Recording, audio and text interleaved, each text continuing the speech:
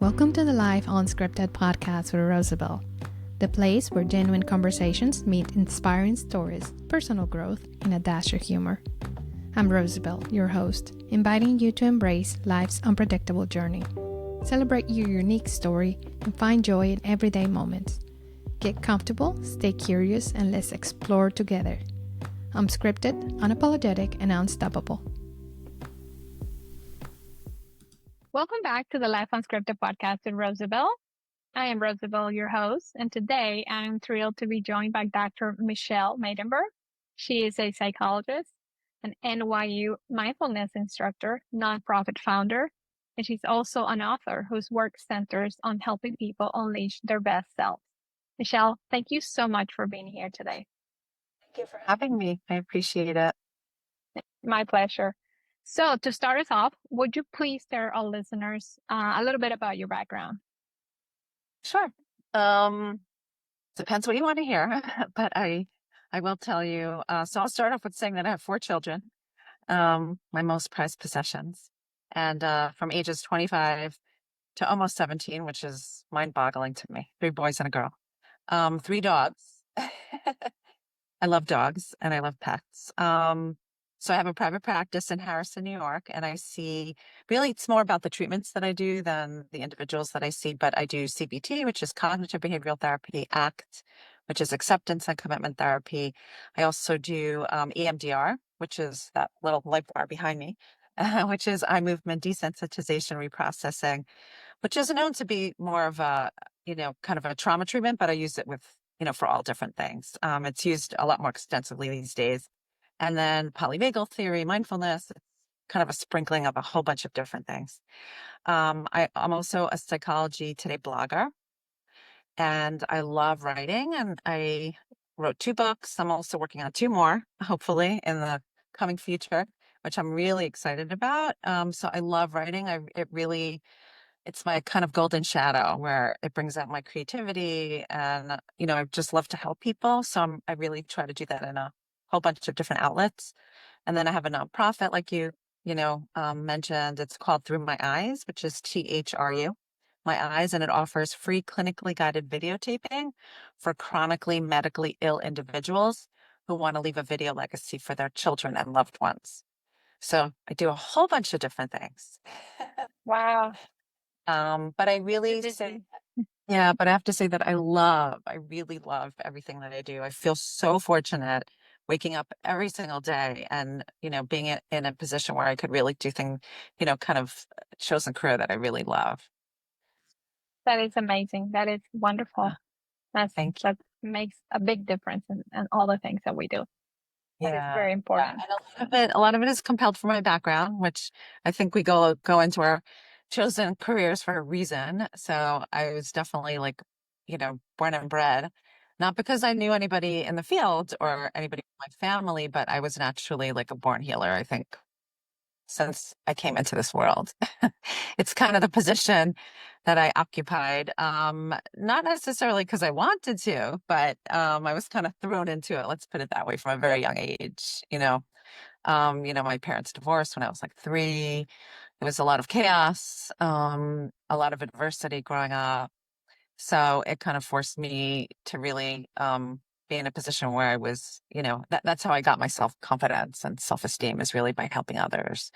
And I became kind of a natural healer, and I continue to do that. And I used to actually think that anyone could do it and it's no big deal and you have to know how to talk to people. But I believe differently today because I've done I do a lot of continuing education, and I'm always striving to improve my skills and my, and I really, and my tools, my toolbox. And it takes a lot of work. And there is an intuition, there is an intuitiveness, I think, that we have, or I have, that I appreciate, and I really try to cultivate it every single day, and things that I do and the way I live my life, and goals that I strive for, and the values that I really connect to. So it's a work in progress. Absolutely. Yeah. Our lives are a work in progress every day. You and I share a familiar or very similar background. Same thing. My parents divorced when I was 4. There was a lot of chaos, all those things. And I also, actually at age 5, I wanted to help people. So I thought I wanted to be a physician. And I started med school in Colombia, but then, came to the States. My mom passed away, so on. And so I found the nursing as a way to channel that. And I even took some psychology classes. So you have some mental health people. background. Yeah. Yes. So I believe you are the founder, or you invented the AC method. Is that right? Can you Yeah. tell us a little bit about that? Yeah, thank you. So it is called the ACE method. That's actually my book is predicated under the ACE method. So this is kind of my book. I have a lot of tabs in there, but that's it. So it's called Ace Your Life, Unleash Your Best Self, and Live the Life You Want. And ACE is a model that I developed, and again, in over my 30 years of experience, which is hard to believe it's been that long, but yes, it has. But it's predicated under acceptance, compassion, and empowerment.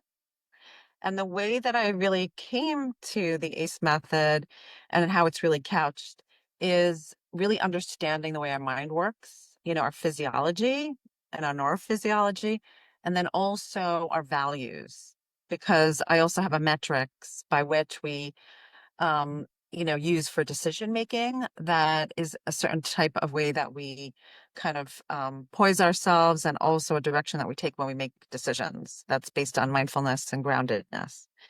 So, and everything, there's a lot, I start out all of the acceptance, compassion, empowerment chapters with I spent a whole chapter talking about what gets in the way of us cultivating each of those things, because I don't think that we're aware at all the variables and all the factors that get in the way of us cultivating that. And again, there's 101 factors, right? There's sociocultural, there's, again, we're exposed to so many things just based on who we are, race, religion, socioeconomic status, and so forth and so on, that really kind of cultivates us. And we need to take that into consideration. So there's a lot of things that thwart those things that get in the way. And unless you understand that, unless you're kind of cognizant of that and self-aware, you're going to fall into those pitfalls. It's just the way it is, And then the second part of those chapters, I really talk about how to cultivate it. What does that look like? So it is like a roadmap, I'm going to say, by which to live your life. And I use these skills and tools with all different ages, literally. And it's so beautiful because I have like these teens and adolescents who like use the lingo, and I love it. They're like, this week I didn't really like lean into my values as much as I could have, and I need to kind of really focus on this. And you know, but they really get the lingo, and it becomes part of like the way they behave, And what I always stress is we can't control our thoughts and feelings. The only thing that we can control is our behavior. And our behavior is what dictates how we see ourselves. It dictates our future behavior. It dictates our relationships and our connection to ourselves and other people, and so forth and so on. So it's really all about that. And if we're living in a really kind of open, flexible, mindful, self-directed way, then we actually live the life we want. And life is so short. Gosh. I mean, I have to bring this up because it's like all around us, but like the world we live in today is so dysregulating. Yes. So changing, especially now. It's going so fast. From minute to minute, literally, like I can't even believe, the different kinds of world, like the different worlds that my children are living in than the world I lived in is like vastly different. It was really cute. I was watching, I was on Instagram, and they have, I'm kind of a girl of the 80s. I love the 80s. Yeah, I was born in the 80s. Yeah. So Yeah, I love it, right? All the 80s stuff. But it's really funny because they have these videos of like this dad asking his daughter questions like, what's a rotary phone or what's whatever, and and to see their answer. And it's a 16-year-old daughter. And it is so funny, because it's like no conception at all. they don't know how to use it. They don't know how it works. Yeah. And just how much social media has impacted us. We didn't have that growing up. We didn't have that distraction. We didn't have, that impact on our lives, on our socialization, on our daily life, on our concentration, and so forth. it's just a vastly different world. And I can't even, let's not even talk about what's going on politically and otherwise, Right. And then yeah. artificial intelligence. Oh my God. And in a way, I feel like it's come really, really fast. It has not been a gradual change. It's been one thing after another after another. We have not been able to perhaps to adapt to certain things. One next thing is like Yeah. because of the technology and how fast it's going. A good example for me, I see obviously, my kids and other kids like trying to get into university and graduate school, whatever the case is. Like when I was doing my dissertation, I literally had to go down to the library. I had to go into the stacks.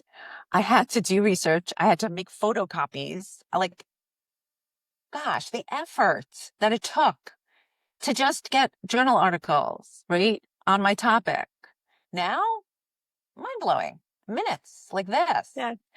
So, but like to think about how much less effort that people have to make in order to do these like incredible, substantial things says a lot, right? And again, there's very positive things about that, Yeah. and also very negative things about that. So I don't want to underestimate like how much vast knowledge we can have because we have access to those kind of resources. However, do we learn work ethic?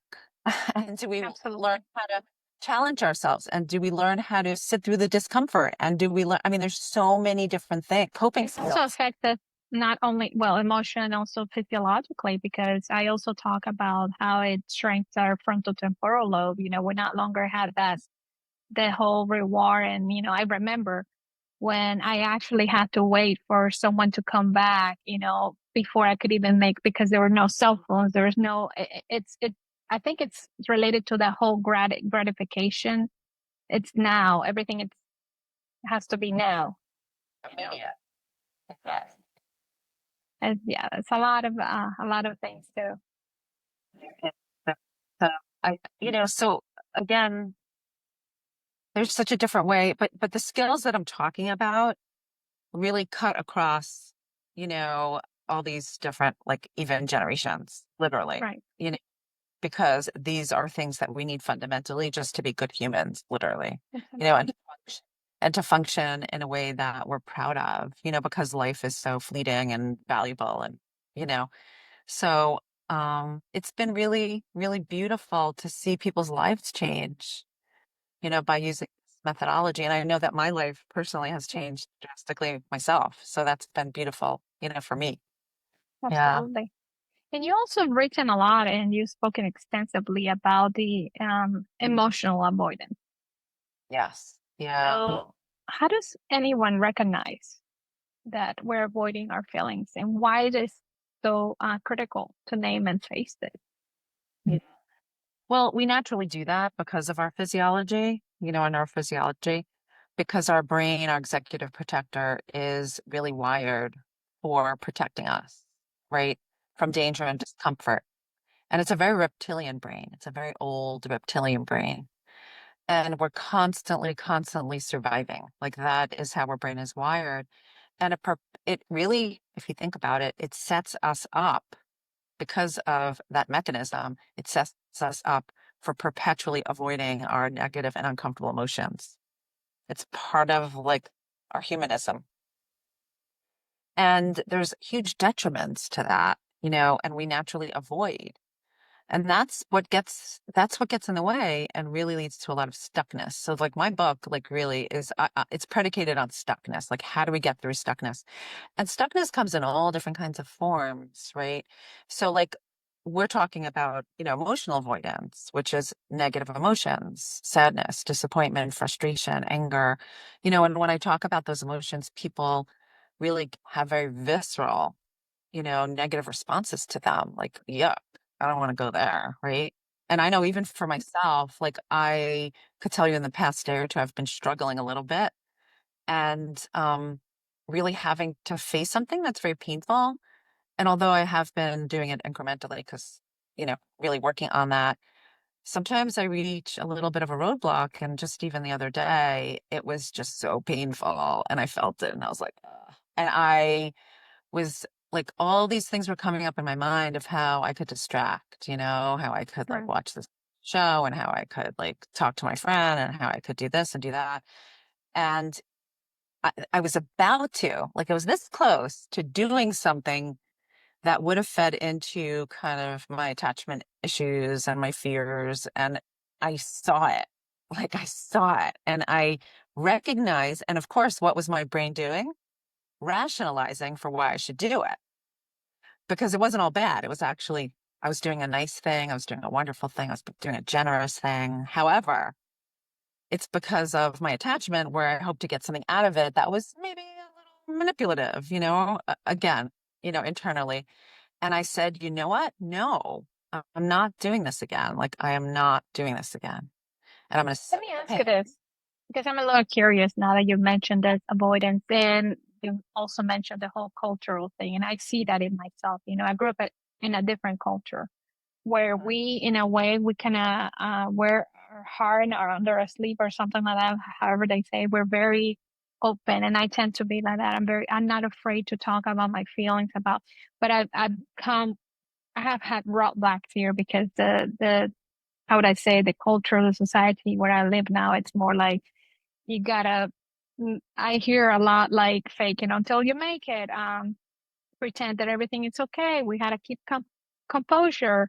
And so my question to you, do you ever actually find the opposite, like people like me that I'm like, hey, I feel like a lot of times I'm constantly like, hello, did you see the problem? Did you see the problem? People are like, yeah, we see it, but and so it's really Yeah. hard to adapt to that. That's my case actually. I feel like it's a little bit the opposite, and so I'm wondering, it's like, am I broken? Yeah. And that's, first of all, you're not broken. So I do want to say, No, I know that, but but in mind, yeah, it's like, okay, what's wrong? exactly. But, I love what you said, because I think no matter how you behave, as long as you're doing it with mindful awareness, it's okay. So like, for example, the other day, like, I recognized that my feelings on a scale from 0 to 5, I was at a 5. And I recognized talking to the person I was going to talk to would actually not have been helpful.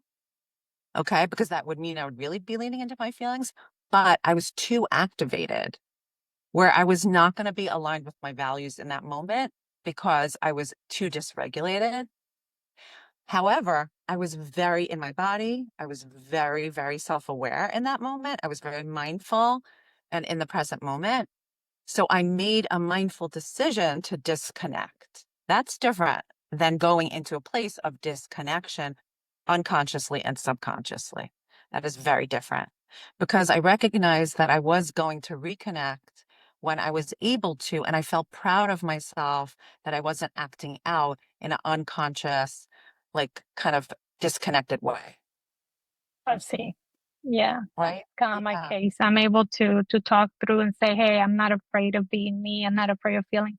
I'm one of those people, like, if I notice I'm feeling sad, for example, I'm like, okay, I'm gonna allow myself to feel what I'm feeling, and it's okay. And sometimes I'm like, hey, if you notice that, I try to I'm also mindful and respectful of people. And people do notice, people notice, and they're like, what's wrong with you? Well, do you really want to know? But you can see it, because it's really, really hard for me to like hide things. It's also reality testing, okay? Yeah. Because part of that also is our discomfort. And, this is my future book, but discomfort comes from an activation, okay? And we often blame it on others. They triggered me or whatever the case. Right. Right? We get triggered. Nobody triggers us. So if you can also take responsibility and accountability for your feelings and recognize where that comes from within you. And usually it's that uncultivated side of you, or the underdeveloped side of you. It might be your 10-year-old, right? Who has rejection challenges. It might be whatever, right? So it's also kind of really looking within and understanding and taking responsibility and accountability, as painful as that is. And it may very well tap into those, again, negative emotions, but there's utility to it. That's the beauty. So our anger and our frustration and our sadness leads us more connected to our values, because there's pain in values and there's values in pain. so that when you feel those negative emotions, you could say what value is getting rubbed up against. Or if you know a value is getting rubbed up against, you could expect that you're going to have a negative emotion. And how wonderful it is to know that and to embrace that and to have self-compassion during those moments of struggle and suffering, right? Which again, really fortifies and enhances your self-worth and your self-love and your self-compassion, which is all the things that are going to help you strive to do the things you want to be doing in your life, right? So yes, if we decide that we're going to cut off, which we can't, by the way, we can't cut off our negative emotions without cutting off our positive ones too. So I do want to say that. We think that we could kind of compartmentalize, what we distance from, and it doesn't, our mind and our body doesn't work that way. So if you're not phobic to your negative emotions, which is what happens with the emotional avoidance, right? Everything is welcomed. Everything, there's a platform for everything because everything's worthy. And all parts of you are worthy, right? The angry Because part. we learn and we grow from it. That's the way I see it. It makes you stronger. It changes. It allows for variability. Your life is not, I don't know, I look at it like your life is not so boring. It's like always the same, the same. It allows for change. Yeah, it's funny. I had a conversation yesterday with a patient of mine, and I said, you know what adulthood is? It's knowing you could do hard things, right? And always learning and growing. Yeah, That's what adulthood is, right? exactly. Yeah. So if you're always learning and growing, no matter what the process is, even if it's coming with pain, and Buddhist precepts say life is full of human suffering. It's not what happens to us that the issue is. It's how we think about it. It's how we interact with it. It's how we behave on behalf of it. Stuff is always going to come up. Oh, yeah. All the time, whether we like it or not. Absolutely. That's to have adversity in their life. Like, I wish, oh my goodness, like, right? That's life. Absolutely. And then you also touch a little bit about core values into that. And my question is, how can someone discover their own core values? Like, how do those align and then perhaps amplify fulfillment? Yeah. So values is like such, so much a part of the work I do. And it's the lingo I use. It's really, really, it's a guide to action. Like I always say this, like our values are a guide to action. It's how we're living our lives. So chapter 2 of my book is all about values. And there's like very specific ways of extrapolating your values. And you can do it online. I do it like if somebody comes to see me, I do it with cards, which is a beautiful exercise. People really love it. There's so many ways online. You could also, there's a number of different websites. But once you're able to identify your core values, it's not just enough to know what they are. And by the way, people always argue with me. I know what my values are. I cannot even tell you how many times people confuse goals and values. That's number one. How many times people think that they know what their value is, but then when I push them a little bit and challenge them and get underneath the core of what the value is, it's different than they thought it was. It's also the way we define it and the actions we're willing to take on behalf of it on a daily basis. And those are very different too. There's also values that we aspire, that we acquire, and that are circumstantial. So there's values that we acquire, it could be from, like you said, our culture, it could be from our family, it could be from society. It's ones that we aspire, and sometimes we have some acquisition of them, but want more of it, and circumstantial. Sometimes we don't have a choice, right? If we have a health condition, right? The healthcare system may be part of our core values, or health may be part of our core values just because it wouldn't ordinarily be if we weren't in that circumstance. So there's so many different ways of looking at values and understanding them, which I talk a lot about, but understanding that is a foundation to really guiding our behavior. And by the way, often this happens all the time, a conflict in values. And that's what really gets in the way of us making decisions when we're stuck. because we have two core values or higher order values that are competing against each other. Now, if you conceptualize it that way, it's a game changer. I cannot even tell you what a game changer that is. Because instead of beating yourself up for making the decision that you're making, you could understand why you're making that decision, and you could also pay homage and respect for the other value that you're not able to lean into at that moment. It is literally life-changing. I cannot even tell you. And sometimes it's hard. Sometimes it's hard. Like, for example, when you're going into a transition, let's put an example. Let's say that you're in a job where you feel like, okay, well, now I can see that my values don't align. But then what if, you have somebody who's like, well, but I'm also hearing these things like, well, what about what people are going to think of me, that I wasn't able to do it? Or so it's all that, like, it's not, I don't know. I don't know if it will be something easy to do. But like, how do you come out of that? Well, so decision making isn't easy, Right. because when we're making a decision, we tend to have to compromise something, Right. right? That's right. But again, if you recognize that it's two competing values, you recognize in that moment and in that situation what it is that needs to be compromised. And that doesn't necessarily define that that value is not as important to you as the other one. But in that moment, you have to make the decision that's going to be most beneficial for you. Okay. And that comes up all the time. It comes up at work. It comes up with parenting. It comes up relation all the time, literally all the time. It comes up. And it's difficult. It's difficult, but the difficulty is something you could be proud of. That's the whole point. So if you're at work, right, and you have to make a decision, right, and maybe it's like, let's say, work ethic and self-preservation or whatever kind of comes up, you could say to yourself, good for me that I'm so disturbed by making this decision. What does that say about me? Would I want to be okay with this? Would I actually want to be okay with this, that I'm not able to lean into my work ethic in this moment? What would that say about me? Right?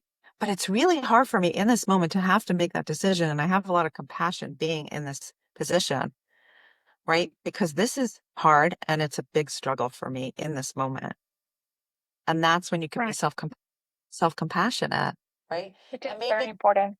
Yeah. And maybe you need support, or maybe you need resources, or maybe, right, whatever the case is. And that you could also welcome. You don't have to throw the baby out with the bathwater and say, okay, I'm going to ignore that. But it's formative. Like, you get it, you see it. Like, these are two things that I'm struggling with right now, and I'm so proud that these two things are important to me. Right. So it's a really different way of also looking at yourself. And it really changes your mindset. It changes the way that you behave. It changes even your perspective on things. Yeah. It's helpful. Absolutely. Michelle, is there something that I have not asked you that perhaps you want to share? I mean, I could talk for hours, to be honest. I always have a lot to share. Listen, I think, Like, if there is one thing that you can tell the audience that they can take with them. Yeah. Well, I think the stuff that I mentioned about the values is so important, because I think that we're not so connected and aware of those, of our formative values. And I really encourage everybody to do that work, because it is like literally life-changing. So that's one. But I think, I think, we say, oh, life is short and we need to live every life, our life to the fullest. And, right, we kind of talk ourselves into those things. And I think it's more than that. I think it's more than that, because I don't know how long I'm going to live, right? Something could happen to me tomorrow. Right. Nobody knows. Yeah. Right. However, I would love it if everybody could actually feel this way, if they could say to themselves, if I died tomorrow, I'd be proud of the way that I live. To really ask yourself that question, right? Maybe you didn't accomplish all the goals you wanted to, maybe whatever, but would you be proud of the way you live?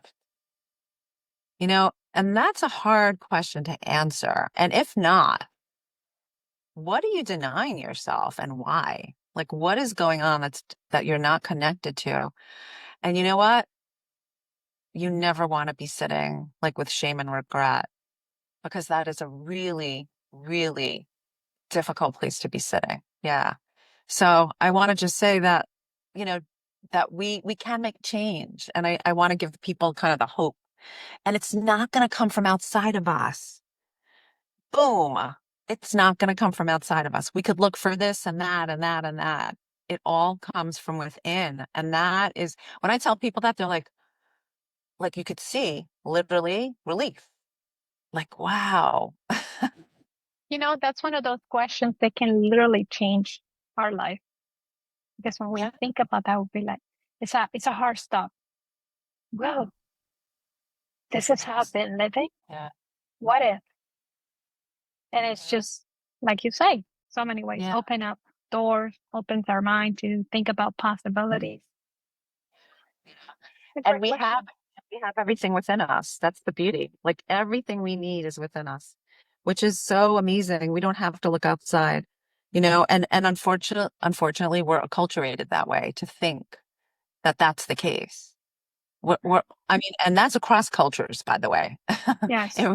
It really is. It's becoming more and more and more worldwide now that, we're so connected because of the internet, because there was a time, and I lived through that time where the internet wasn't allowed. And we only could imagine what were people doing at the other side of the world. Now it's like, we have pretty much an idea. We see, live and all these things, but there was a time I remember living in that time. So yes. Wow. That's a great question. Very, very good. Michelle, how can our listeners get in touch with you? The best way is through my website. It has all the information you need about me. It has the list of my blogs, but I do encourage people both to, sign up for my Psychology Today blogs. I usually publish like either twice a month or once a month on a variety of different topics, but very thought-provoking.